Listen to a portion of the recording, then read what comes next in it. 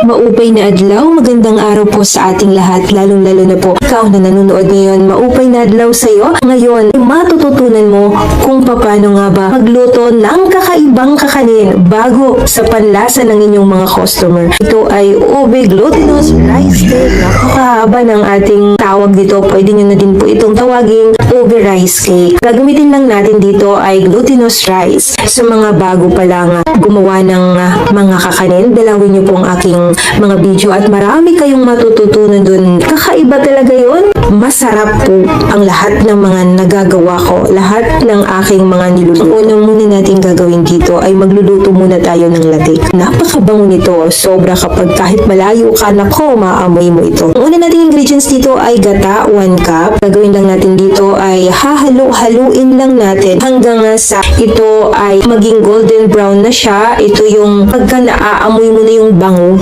Kakaiba kahit malayo ka, alam mo na napakasarap ng niluluto mo kahit simpleng gata lang yan. Sobrang napakabango. Pagka ganito na po, golden brown na, dapat ang gagawin nyo, kailangan hindi sobrang lakas ng apoy natin. Alalay lang po. Pagka ganito na, ang kanyang kulay, hahanguin na po natin yan. Hindi po natin po pwedeng lutuin. Agad natin lulutuin na yung napakasarap na palaman.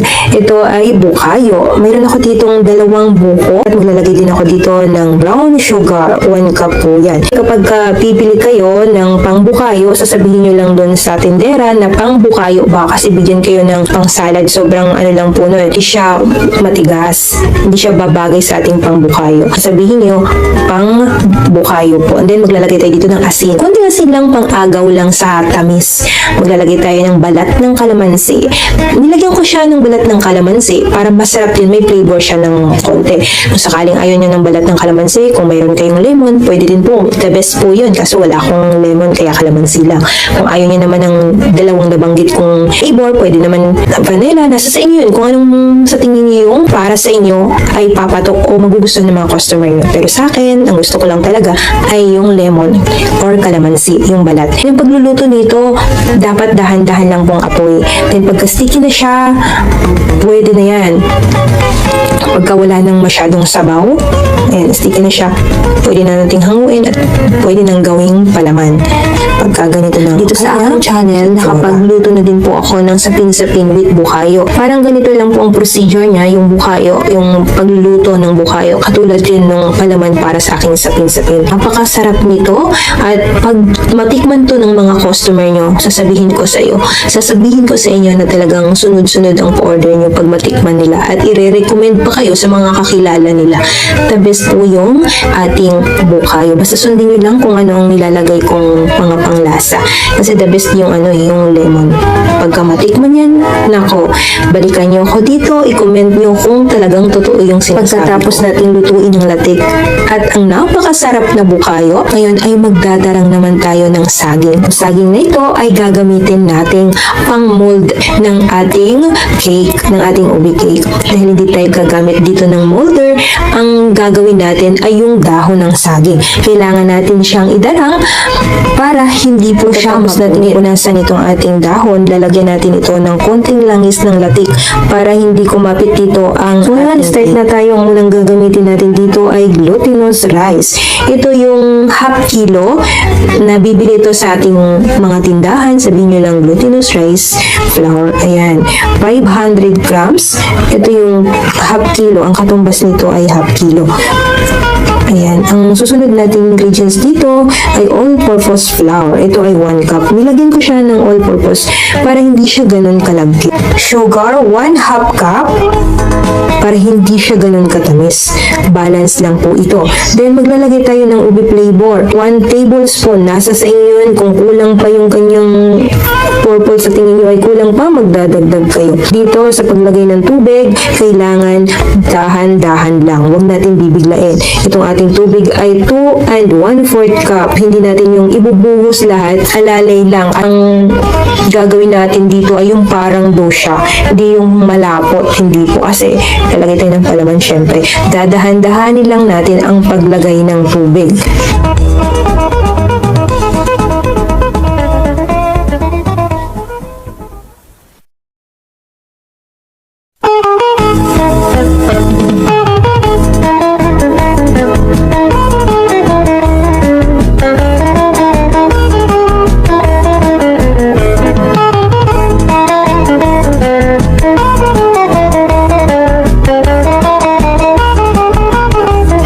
once na ganito na, okay na po ito, pwede na nating i-roll. Pwede na nating lagyan ng palaman.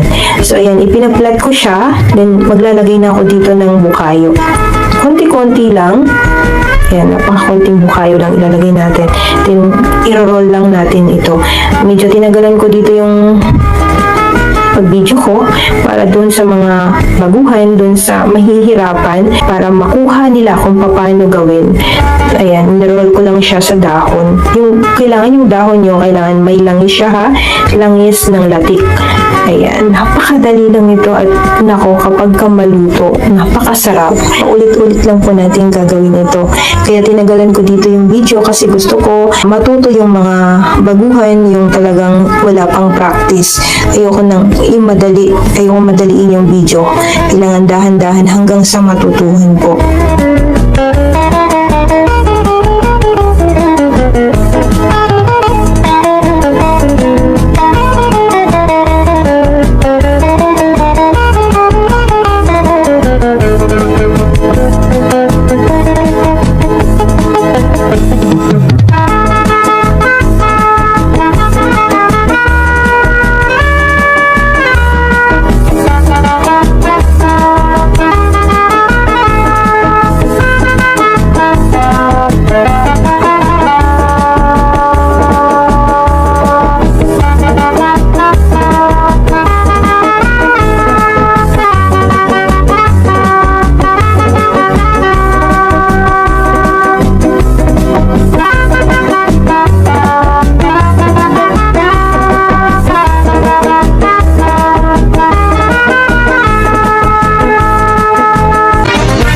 Pag alam nyo na po na tapos na kayo, kailangan magpakulo na kayo ng tubig. Kasi once na isasalang natin ito, kailangan yung ating tubig ay kulong-kulo.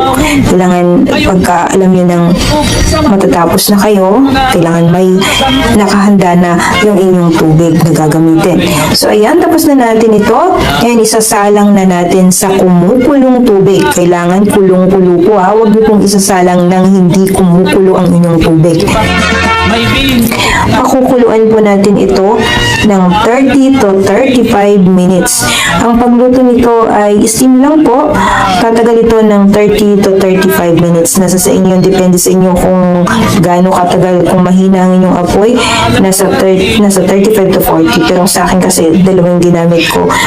Minadali ko siya, kaya 30 to 35 lang luto na. So yan, hinahango ko na yan siya. Pero, bago nyo ilagay sa inyong mga lagayan, kailangan malamig na po pinalamig ko muna yan. Kaya hindi po yan mainit kasi pinalamig ko po yan siya.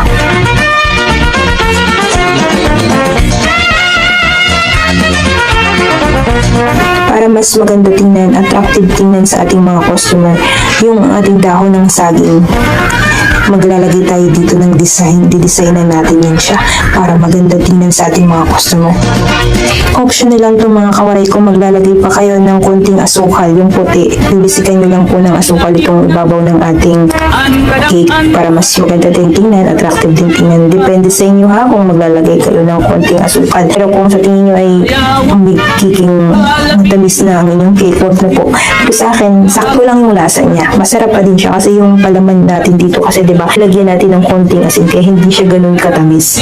So, and pagkatapos natin lagyan niya ng asukal, budbura ng asukal, lalagay naman natin yung ating matik sa ibabaw para mas maganda tingnan at kaakit-akit sa ating mga customer. Picture pa lang, naku, mapapa-order na yan sila. Sa lahat ng gustong hiramin yung aking picture, dalawin niyo po yung aking Facebook, Hasmin Kabigkis, hiramin niyo po yan at ipopost ko po yan sa aking Facebook. Ipang-post niyo din po yan, ipang-order niyo din po yan kung gusto niyo. Ayaw nyo namang maglagay ng white sugar, pwede rin naman pong nyug. Ang nyug nyo para hindi po mapanis agad, kailangan ay lutuin nyo po ito. Pwede nyo po itong paistiman para hindi po mapanis agad ang inyong Ulitin ko sa gustong hiramin ang aking pictures para pang post ninyo sa inyong mga FB, ilawin nyo lang po ang aking Facebook, Hasmin Kabigkis. So nahihirapan kayo, pwede nyo din po akong i-message. Pagka hindi ako busy, magre-reply po ako sa inyo. Sahan nyo po yan dahil ang purpose natin dito ay matulungan ang ating katulad nating mga nanay na nasa bahay lang.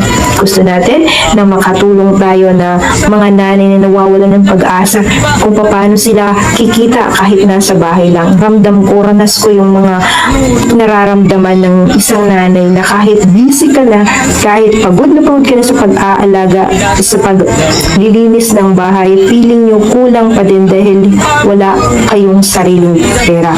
Kaya ang gagawin natin, tayo ay tutulong, palakasin ang loob ng ating katulad nating mga nanay. Ayan, tikman na natin na tikiman time na ito, mga kawaray. Sabi kong the best itong ating kakanin.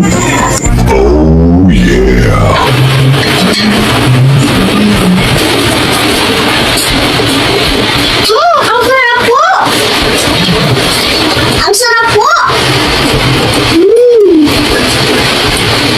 Buti nga po, nakutan pa ni Nanay Bigdaan ko. Kasi po, nauubos ko yung budala. Ang sarap. Delicious! Sa mga nanonood po, isubscribe na po ang YouTube channel ng Mag-Discarding Waray. Basta waray, mahusay! Basta waray, madiskarte yan sa buhay! Bye-bye po! Kita-kits! Ganyan ba? Sige. Talagang nagustuhan mo, ha? Kakain pa tayo, huy! Kakain pa tayo! Kukunin lang naman po ako eh! May ilang isa pa, please. Kakain na muna tayo ng kanin. Talaga namang nagustuhan ng anak ko itong ating kakanin at alam ko na magugustuhan din ng mga anak niyo ang lasa nito. Sa gustong gumawa nito, ayan, panoorin niyo po, hindi ganun kalaki ang ating puhunan dito. Sa gustong hiramin itong aking mga pictures, ulitin ko, puntahan niyo po ang aking Facebook. Matutulungan po kayo nito.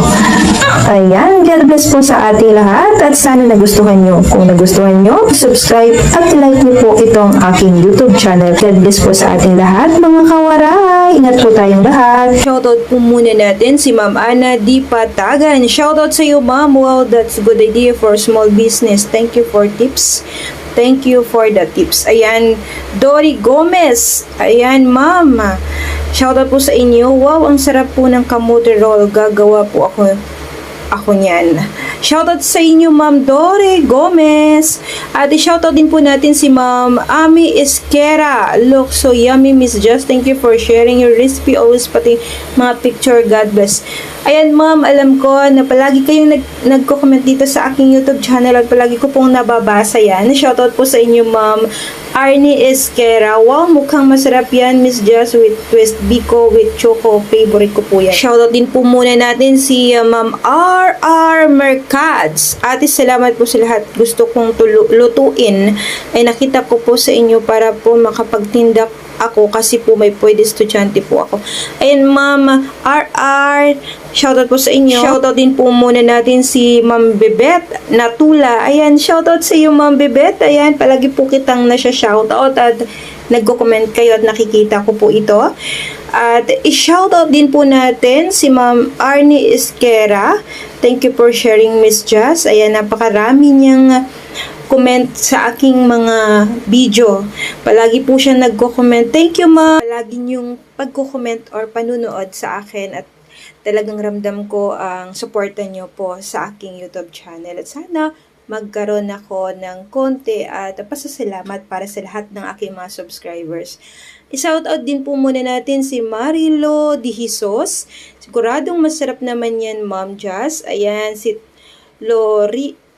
Roltella Pistano. Masarap yan. Subukan ko yan. Josephine Jimenez. Shoutout po sa inyo, Ma'am. Edith Dakanay. Shoutout po sa inyo, Ma'am. Ang sabi niya ay sarap naman.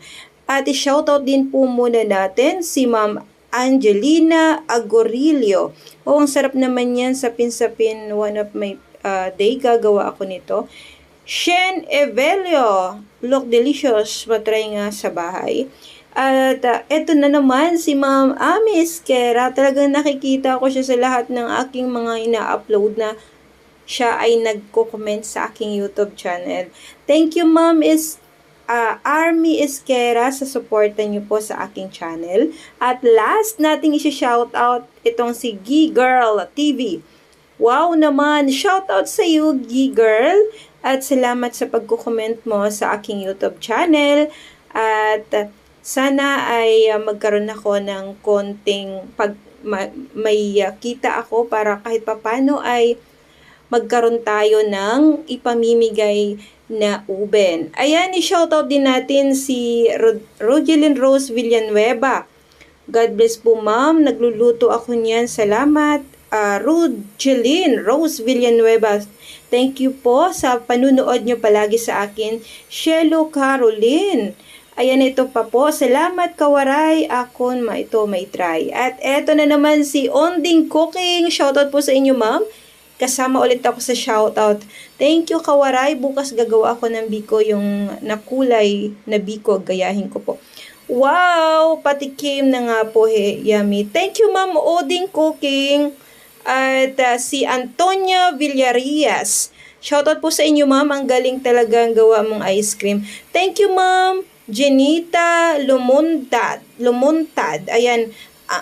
Ang ganda naman, sana magawa ako din yan. Ay nako, napakasarap talaga ito. Itong aking bibingkang saging, napakasarap. Kaya naman gayahin nyo na po ito.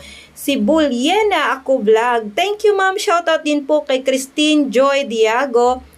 Ma'am, pwede po ba gamitin na lang yung ubi condensed milk para di na po gagamit ng ubi flavor? Ma'am, sobrang tapang po ng ubi condensed milk. Kung gusto nyo po, kumuha lang kayo ng konti at gumamit kayo ng plain condensed milk. At i-shoutout din natin si Rogelyn Rose Villanueva. Yan, palagi po siyang nagko-comment. Wow, sana may blessing para din as solo parents. Sana nga po ma'am at makalikom tayo ng kikitain natin dito sa ating YouTube channel. At sana, hopefully talaga na maraming manood para makabigay po ako ng uben. Dahil matagal ko na rin pong pangarap ang mabigyan kayo ng uben. At shoutout din po natin, ito si ma'am, nabasa ko na po ito. Ma'am, pwede po ba gamitin yung ubi condensed milk para di na po gagamit ng ubi flavor? Sabi ni Christine Joy Diago. Ayan ma'am, ang advice ko lang sa inyo ma'am, ang ating condensed milk na ubi flavor ay sobrang tapang nun, kaya hindi ko siya masasabi na gamitin nyo. Kung gusto nyo po, kumuha lang kayo ng konti nun and then mag-add kayo ng condensed na plain, kasi ang advice ko talaga ay hindi po pwedeng gamitin yon dahil napakatapang ng ating ubi flavor na condensed milk. Salamat sa panunood nyo sa akin mga kawaray. Thank you and God bless po sa ating lahat.